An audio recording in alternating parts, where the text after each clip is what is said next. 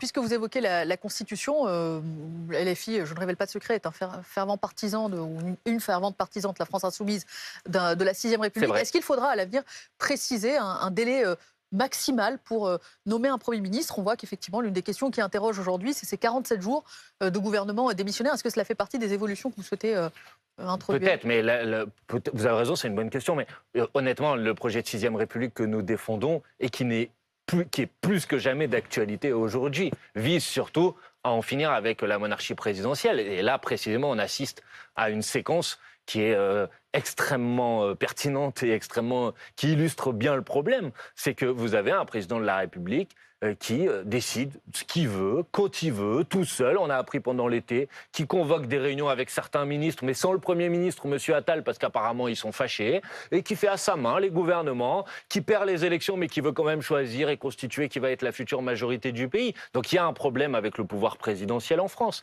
Et la Sixième République, ça doit être une Sixième République qui, au contraire, rétablit un régime qui est un régime parlementaire, avec davantage de droits pour les citoyennes et les citoyens, avec la possibilité d'avoir un référendum d'initiative citoyenne, par exemple, que quand les gens votent à une élection, à la fin, ça serve à quelque chose. Parce que sinon, après, il ne faut pas s'étonner que les gens aient plus envie d'aller voter. Moi, j'ai envie que les gens aillent voter, donc j'ai envie que quand ils vont voter massivement, comme ça a été le cas il y a 2 mois aux élections législatives, quand ils disent leurs mots, que leurs paroles et leurs voix soient entendues. Et c'est ça la Sixième République.